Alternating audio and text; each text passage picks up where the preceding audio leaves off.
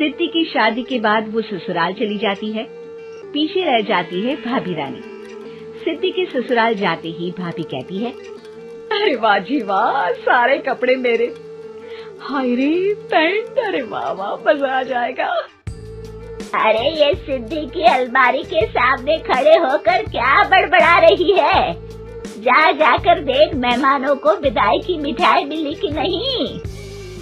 अब हाँ माँ जी, क्यों नहीं, लेकिन पहले कपड़े तो बदल लूं। अब रानी आ जाती है सिद्धि के उन कपड़ों में जो वो ससुराल जाने से पहले घर छोड़ जाती है। अरे रानी, कुछ दिन रुक जाती। अरे ये तो सिद्धि बिटिया को मैंने ही दिया था, बड़ा ही फबता था उस पर। तुझ पर तो कुछ खास नहीं लग रहा।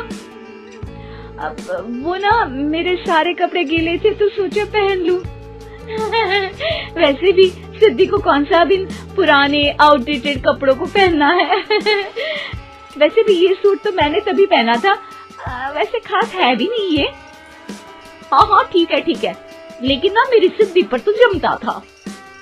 सारे मेहमान चले जाते हैं और सिद्धि ससुराल से मायके पहली बार आती है। अपना घर, अपना कमरा, अपनी अलमारी। ये बोलकर जैसे ही सिद्धि अलमारी खोलती है तो सामने उसके कपड़ों की जगह कुछ और ही रखा होता है। माँ, ओ माँ, जरा कमरे में तो आना। सास और रानी वहाँ पहुँच जाते हैं।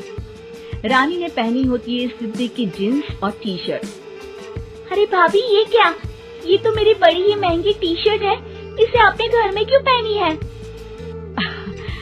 अरे बहुत मिलती है दीदी ये चौक की मार्केट में, 150 में। ओ भाभी प्लीज, ये एरोपोस्टल है, 2000 की एक टी शर्ट। ओहो, 2000 में तो दीदी 4 साड़ी आ जाए। अब क्या बोलूं? भाभी, ये मेरी अलमारी में छोटू के कपड़े, तो मेरे कपड़े कहाँ हैं? मेरी अलमारी में। अब दीदी आपको कौन से पुराने कपड़े पहनने थे? माना भाभी, लेकिन मैं जब घर आती तो यही सब पहनती ना। अरे तुम तो बड़ी कंजूस हो दीदी। खैर, वक्त आता है जब सिद्धि ससुराल के लिए रवाना हो रही होती है। अरे रानी, अंदर से सिद्धि का गिफ्ट ले आ। लड़की पहली बार ससुराल से मायके आई है। रानी अंदर जाती है और एक सिंपल सी साड़ी लेकर बाहर आ जाती है। ये लीजिए माँ जी।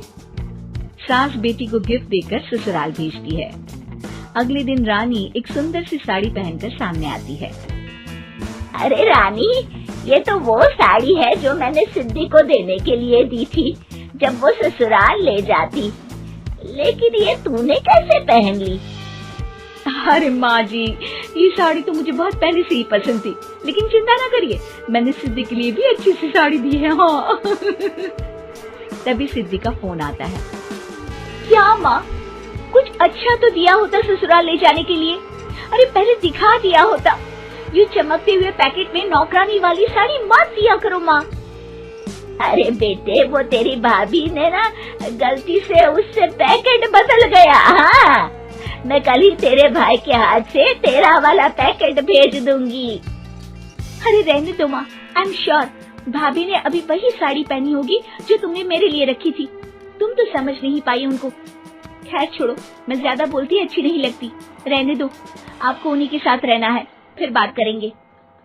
सास को रानी पर गुस्सा आ जाता है। वो उसके कमरे में जाती है जहाँ वो शादी का एल्बम देख रही होती है। रानी, मार्केट जाकर एक ऐसी ही साड़ी लेकर आ। कल प्रतीक जाकर सिद्धि के घर दे आएगा। अरे क्यों माँ जी, कितनी साड़ी देनी है दीदी को? यहाँ कोई सेल लगी है क्या? अरे चुप कर, मेरे बेटी के हिस्से की साड़ी खुद पहन ली, अब ज्यादा ज्ञान बांट रही है। एक दिन सिद्धि का फोन आता है। माँ, मेरी सास ने आज सबको खाने पर बुलाया है। सारे लोग सिद्धि के ससुराल पहुँचते हैं। खाना खाकर वो लोग निकल रहे होते हैं कि सिद्धि की सास सभी को गिफ्ट देती है। अरे बहन जी, बेटी के घर का खाना खा लिया, यही बहुत है जो आप ऊपर से गिफ्ट भी दे रही है।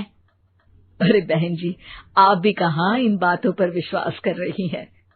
सास सभी को गिफ्ट देती है, लेकिन रानी को जो साड़ी देती है वो अजीब सी हरे रंग की लाल रंग के बड़ी छाप वाली होती है। अरे छी, ये कौन पहनेगा?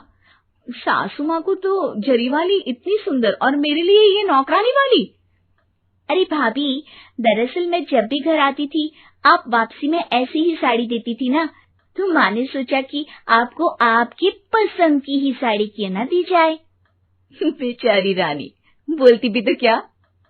सिद्धि और सास रानी का चेहरा देखकर हंसने लगती है, तो रानी समझ जाती है कि अपने ही बिछाए जाल में वो फंस चुकी है।